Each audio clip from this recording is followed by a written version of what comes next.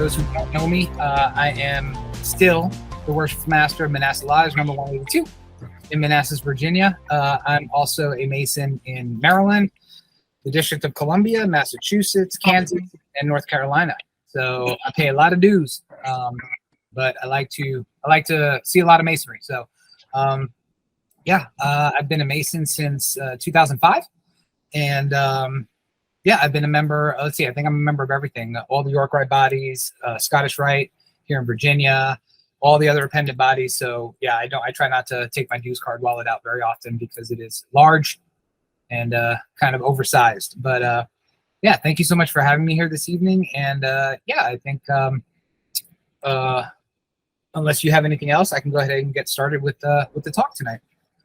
So today we're going to talk about the old charges and Anderson's Constitution. So some of the primary documents that ended up forming the rules and the laws and the strictures around speculative Freemasonry. And it's kind of apropos because the United Grand Lodge of England just celebrated 300 years of Anderson's Constitutions. It was first published in 1723, and there was a huge gala in the District of Columbia, and we celebrated that. So yeah, if you guys got to go, I'm sure it was an awesome time. And but if you didn't, we'll talk about today, what are these documents and what makes up the old charges and what do they mean? So again, if anyone has any questions, just start shouting because I can't see your face or your hand raised, and we'll get right into it.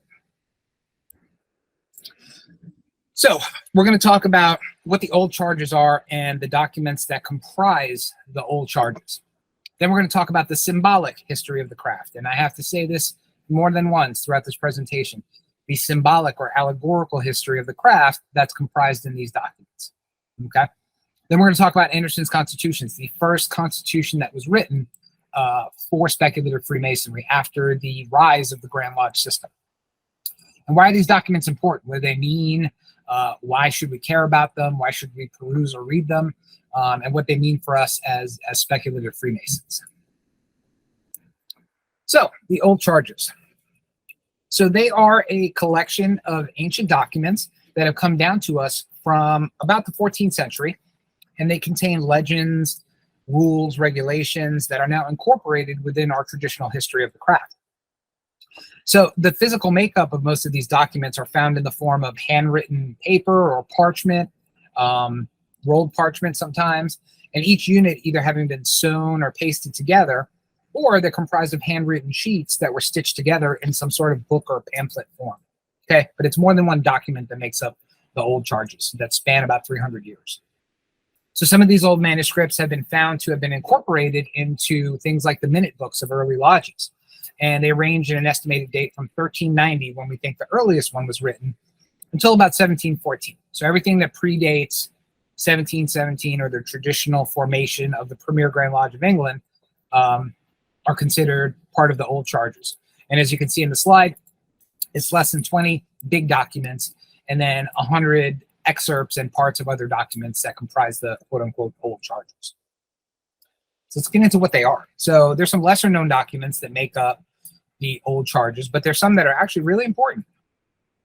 So we have here the first one. It's called the Statutes of Bologna, and it was written or found to be written in 1248 CE. And it was called the Statutes and Regulations of the Society of the Masters of Masonry and Carpentry.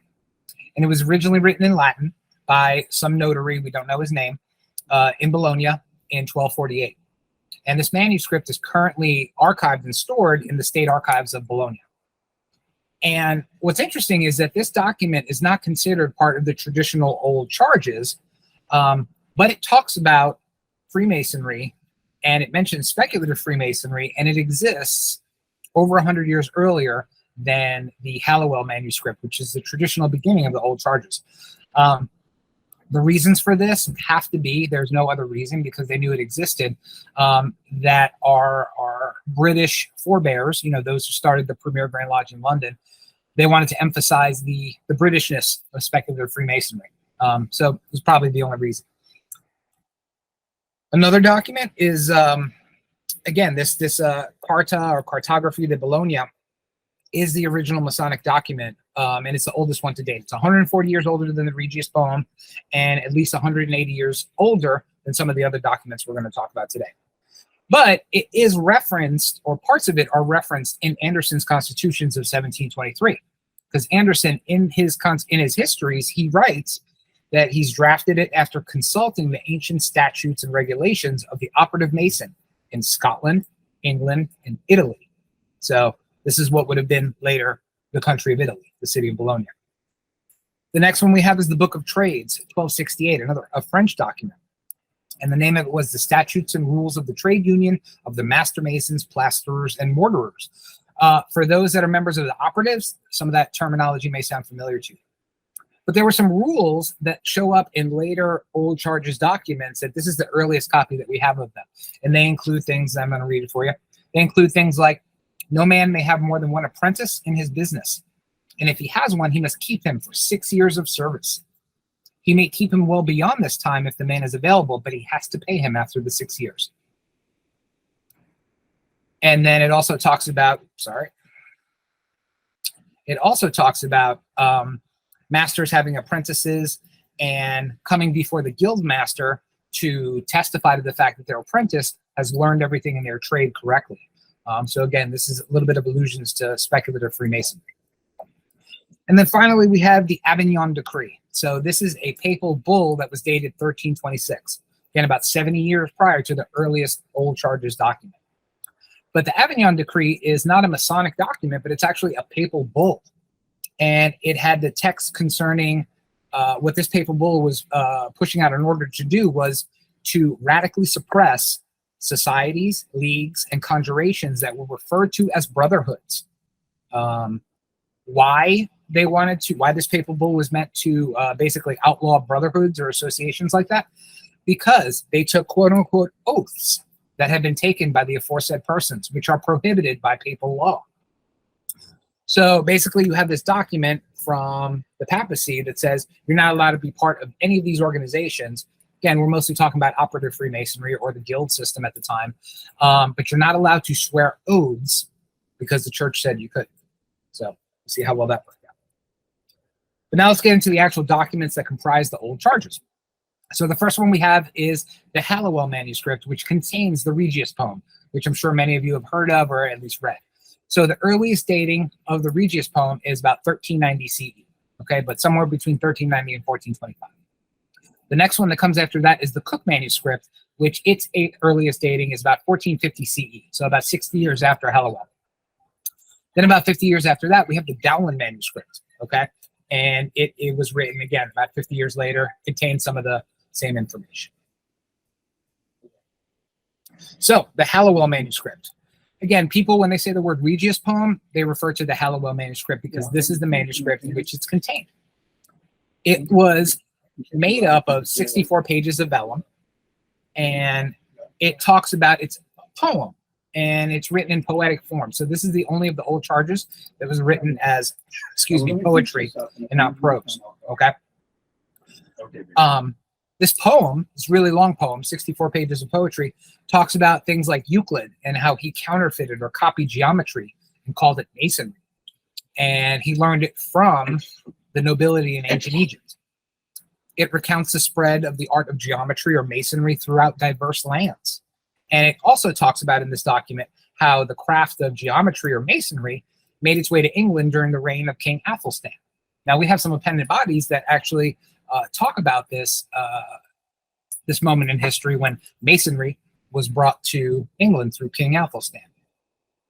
And it talks about how all the masons of the land came to the king for direction as to how to govern the craft, how to govern knights and craftsmen and things like that. So again, if you're a member of that appendant body, you've heard this story as well.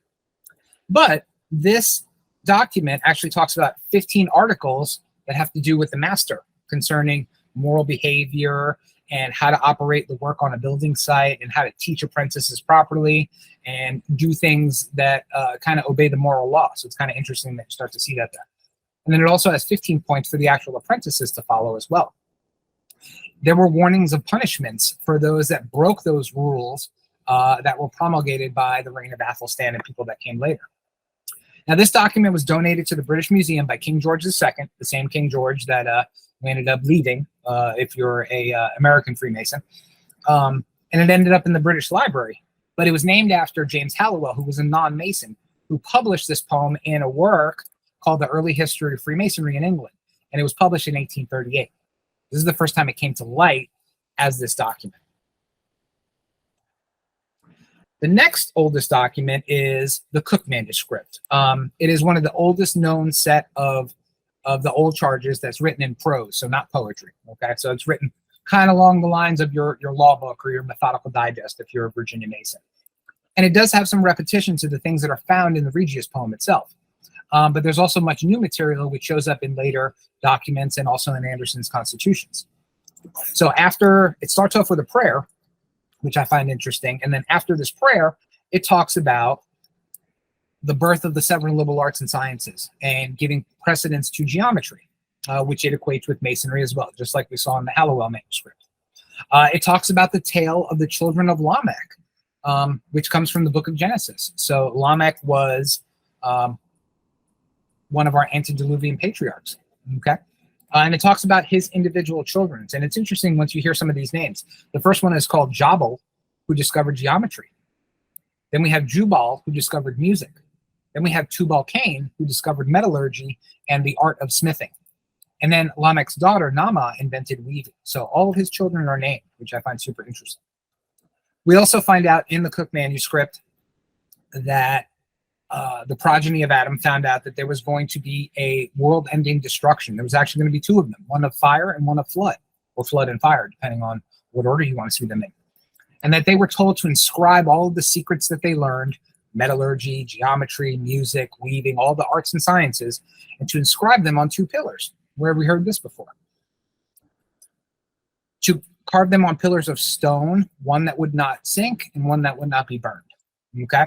And then it also talks about how the 7 liberal arts and sciences were passed down through the different progeny that we find in the Bible. He also calls out Nimrod, which I find really interesting if you've not heard that name before. Nimrod is a name that's found in the Bible, and he's the architect of the Tower of Babel. The Cook manuscript also names Abraham, Euclid, and a whole bunch of other historical people as that vein that Masonry traveled through. The craft is then taught to the children of Israel, and from the Temple of Solomon, and then the craft moves on into European parts of the land, France, and then to St. Albans, England. It also mentions Athelstan as being one of the line of kings that supported Masonry. And his youngest son, which, again, if you're part of that appendant body, you will know who they're talking about. No worries. So this document was published in 1861, and it was translated by someone named Matthew Cook. So that's why the manuscript is named the Cook manuscript. And it was published again, 1861, so quite a few hundred years after it was written. The next document that makes up the old charges is the Dowland manuscript. So this was first printed in a gentleman's magazine, not that kind of gentleman's magazine, in 1815. And it was found by someone named James Dowland, and its estimated date is around 1500 to 1550. And it mentions a lot of the similar content that's found in some of the older charges. But the original copy itself was lost. But again, it also talks about Euclid, about the sons of Egypt.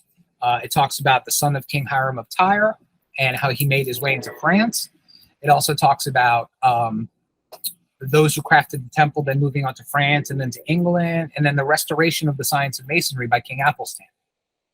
And it also dates the first documented gathering of masons or craftsmen in the city of York under Prince Edward. So that's Athelstan's son. So why are these really old, crusty documents important? Because they show that there's a history to masonry or Freemasonry that precedes the organization of the Grand Lodge system in 1717 or 1721, whichever you choose to pick. And they try to display this fundamental lineage of the mysteries that were taught or were passed down from ancient civilizations such as Egypt, Israel, all the way to the Masonic guild systems of the 15th, 16th, and 17th centuries. They talk about a chronology of knowledge going all the way back to the Adam archetype, right? So the first people mentioned in the Christian Bible. They also contain information from pre-Nicaea writings, so pre-Council of Nicaea or pre-4th century. Some of this information is found in there, which we'll talk about in a second. And they always espouse geometry as the primary science, which as a Freemason, that's definitely cool. They started practice. But they serve they started practice. Sorry about that. They serve as a gap fill between the building of Solomon's temple in the guild system that you find in the post-Middle Ages. So if you're a Master Mason and you're wondering, how the heck do we go from 10th century BC Israel all the way to 1717, a lot of these old charters help to fill the gaps that are found in there. So in a bonus document, so some people include the Grand Manuscript as part of the old charters, some do not. But its earliest writing was about 1725 or 1726 and wasn't found until the 1930s. But I reference it as a point of interest because it is one of the earliest documents that talk about a third degree. And what's interesting about the Grand Manuscript is that the legend of the third degree that's contained within this manuscript has nothing to do with Hiram Abiff. It has to do with Noah and his 3 sons. So the Grand Manuscript looks like what we would consider a catechism. It's questions and answers that recount the information that you see within the degree. It has both the questions and the answers spelled out for it. So, and you can find the Grand Manuscript on archive.org, and you can Google it and actually read it yourself. But it's very interesting because it talks about, and I'm actually going to read it for you here. In the tradition, we find that Shem, Ham, and Japheth went to their father's grave, Noah, to try and find his valuable secret. They had previously agreed that if they could not find the secret, the first thing they found would serve instead, for they firmly believed that God would make this thing as valuable as the secret itself. So they came to the grave, finding nothing but a dead body almost rotted away. They took a grip on the finger, but it came away and broke off, as did the hand at the wrist and the arm at the elbow. So they reared up the dead body and supported it. And I'm not going to say it on here because it's open, but in a manner that is very similar to our raising ceremony. And they also cried out, "O Father of heaven, help us now, for our earthly father cannot." So they laid the body back down again, not knowing what to do. One of the sons said, "Here, there is yet marrow in the bone." The second son said, "But it's a dry bone." And the third son said, "It stinketh." So they agreed to give this a name, which is still known to Freemasons of this day. So now let's get into Anderson's Constitutions, the thing we just celebrated 300 years about. So this actual copyright here that I have is a reproduction that was produced in Philadelphia by Brother Benjamin Franklin.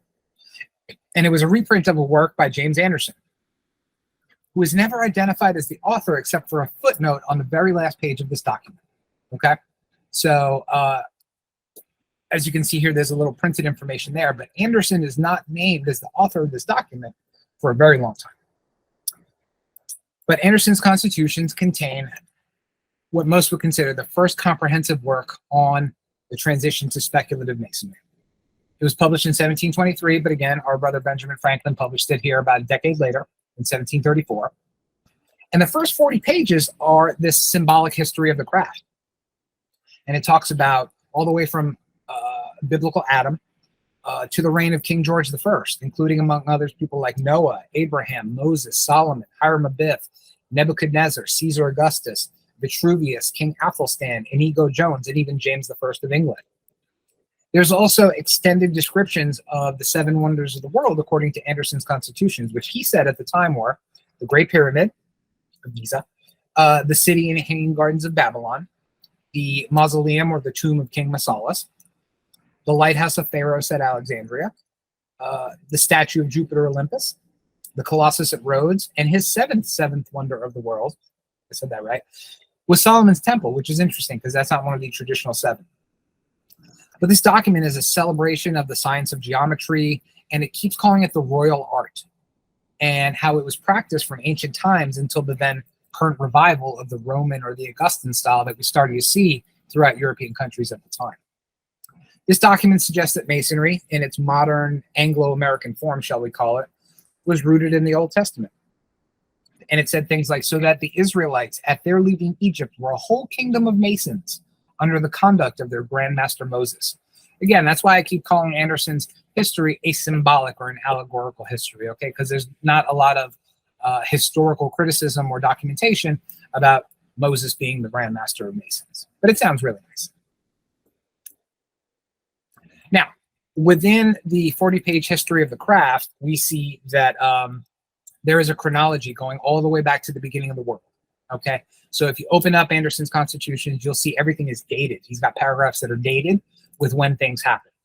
And Anderson was using the chronology that was created by James Ussher. So James Ussher was I believe he was a Irish priest who in 1650 took the Bible and used it as a reference to find the date when creation began. So using the information solely contained within the Bible through genealogies and things like that to basically figure out when creation happened. And according to him, it was someday in October in 4004 BC. So this is the chronology that Anderson uses when he talks about the important events within the history of Masonry. And here's some of the notable events here. So, excuse me. So he uses the Anno Mundi system, what Anderson uses, but again, it's based on Ussher's chronology. So 4004 BCE, Adam was created. 1700 years later, we have Noah, then we have Nimrod, then we have Mitzrayim, then we have Abram, later Abraham. Then we have the Jews in Egypt in 2427, Anno Mundi. Then we have Bezalel, who is one of the creators of the Ark of the Covenant. Then we have the Jews going to the land of Canaan in 2554. Then we have Solomon in 2893 Anno Mundi. And then finally they're exiled in 3416 Anno Mundi. Sure. Some other dates on the history of the craft that were started by Anderson. We have Pythagoras and Zerubbabel, the construction of the Second Temple, going all the way from Euclid to Ptolemy II, and then to Archimedes in 3792. He mentions Caesar Augustus in 4004 Anno Mundi. And then we skip ahead a few hundred years to the Saxons. Martel, King Athelstan, the Norman conquest of England, Edward III, Edward V, who did amazing things. We have Scotland that revered its master masons. We have it in 1707 being called the Royal Art. And then finally in 1717, the premier Grand Lodge of London, or the first Grand Lodge system in the world. So again, just to note, if you've never seen the Seven Wonders of the Ancient World, we have the Great Pyramid of Giza, the Hanging Gardens of Babylon, the Temple of Solomon, according to James Anderson. We have the Tomb of Mausolus, or the Mausoleum. We have the Lighthouse at Alexandria, the statue of Jupiter Olympus, and the Colossus of Rhodes. The only one that's still standing of the seven ancient wonders of the world is the Pyramid of Giza. Now, this is the Temple of Artemis, which is the actual seventh wonder of the world. But again, Anderson wanted to throw some masonry in there, so he made one of them the Temple of Solomon. So after the symbolic or allegorical history of the craft, he then talks about the charges of a Freemason. So if you've been a Master Mason for any length of time, you would have seen this in your Grand Lodge's law document or your lodge's bylaws or something similar to that effect. But these are all the different charges of being a Freemason. And the first one concerns God and religion.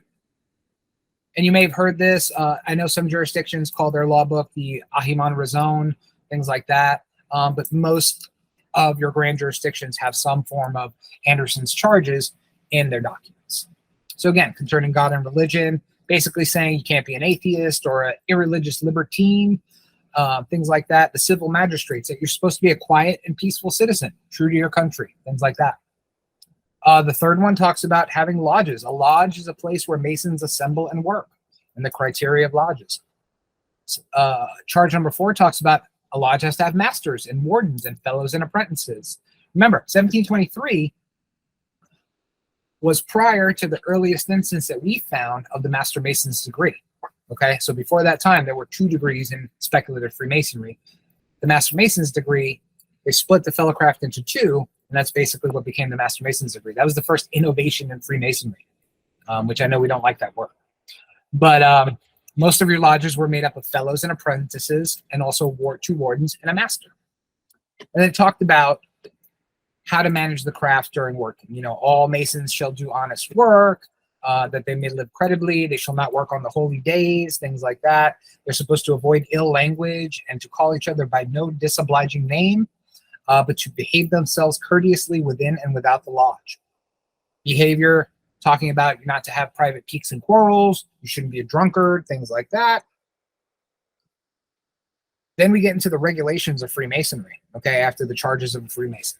So this is where a lot of our Grand Lodges have codified their structure, okay, or their authority based on the regulations of Freemasonry that came through Anderson's constitutions. So the first one says, the Grand Master or his deputy thereof shall have authority over all of the crafts. Now, we in the United States have taken that to make our states jurisdictional. But for the most part, they were just talking about one Grand Master at the time because there was only one Grand Lodge at the time. The Master of a Lodge can congregate the lodge whenever he sees fit. Number 3 is a lodge shall have bylaws. And each state's jurisdiction has later translated that to mean this is the day we're going to meet, this is how much we pay in dues, things like that. But every lodge has to have bylaws. There were some restrictions back then, which we still have today. Number 4 talks about no lodge making more than 5 new brethren at one time, nor any man under the age of 25, unless by dispensation from the Grand Master or his deputy. So they had an age limit back then too. Number 5 is no man can be made or admitted a member of a lodge without previous notice 1 month before given to the said lodge in order to make due inquiry into his character. We still do that today. Petitions lay over for a month, at least a month, so that you can do a test into his character. Number 6, no man can be entered a brother by any particular lodge or admitted to a member thereof without the unanimous consent of the members present. Okay? I know some jurisdictions have changed that a little bit, but for the most part, becoming a Freemason is a unanimous decision. This charge, I love this charge because charge number 7 says you are obligated to provide relief or charity to a new member or a brother of your lodge. So it's not a suggestion where, hey, you're passing around the hat to help somebody out. You are required to do so by being a Mason. Number 8 talks about you're allowed to demit and join a new lodge. Number 9 talks about if you behave or misbehave, this is what's going to happen to you. And then number 10 says you are required, every lodge is required to have a representative for the Grand Communication. You must. It's not a suggestion like it is today. Number 11 was the rule for visiting other lodges, which in 1723 is super interesting because no 2 lodges did anything exactly the same. Ritual was different. Nothing was codified yet, and wouldn't be for about 30 to 40 more years after that. 12, 13, 14, 15, 16 basically talk about how the Grand Lodge is structured, how to conduct business.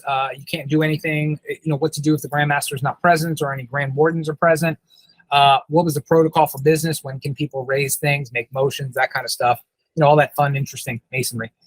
Number 17, the requirements for being a Grand Officer, requirements for being Deputy Grand Master. What to do if the Grand Master abuses his power? They had that in there as well.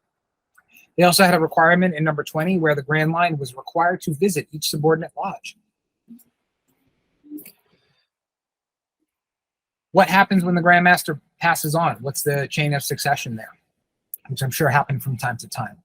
When the Grand Lodge was to be convened and the dates thereof, and we'll talk about those in a second. Where Grand Lodge was going to be held, invitations to the feast before opening of Grand Lodge. And they had all these sections talking about the feasts preceding Grand Lodge. What to do if brethren were being harangued, and also the powers and the limits thereof of the Grand Lodge. So why are all of these really boring things that I just read, why are they important? Why do they mean anything? Why do we talk about them today? Because they're the basic list of rules that are meant to govern lodges, govern Grand Lodges, as well as the Grand Communication. So the old charges, including Anderson's Constitution, really provided a framework for how Masonry was supposed to be done, talked about geometry and why it was so important to Freemasonry, and how that knowledge traveled from its allegorical beginnings that we find in Genesis in the pre-flood times, all the way to the then present day of 1717. They give us a decent insight into the history that we pull from in our ritual and our initiations. And they place the story of our search for light in context of different historical and quasi-historical places and times. They define the landmarks for us. They tell us what it is to be a Freemason and what requirements are there to be a Freemason and the basic laws of governing. But they also require us to have feasts, table lodges, things like that, things that some lodges don't do anymore. I know you guys do. We do all the time. But the Anderson's Constitutions, the requirements in there were you were to have a feast on the St. John's Day before the Grand Lodge. You were required to have fun and merriment and mirth and drink. Yeah, but most jurisdictions don't do that anymore. So for those that do, kudos. But again, Why they're really important is because of the allegory, because of the lessons that they teach there, and what they really think about Masonry and what they're imparting to new speculative Masons in the 18th century. They show us the universality of Masonry. Anderson talks about the universality more so than a lot of the other old charges do. They give us a really cool history to look back to, and they define the purpose of Masonry. And again, I'm going to say it again. They tell you to have feasts. So brothers, if you're not having feasts, you need to do so. Here are the references. I'm happy to email them to you, but that concludes my presentation. So what are your questions?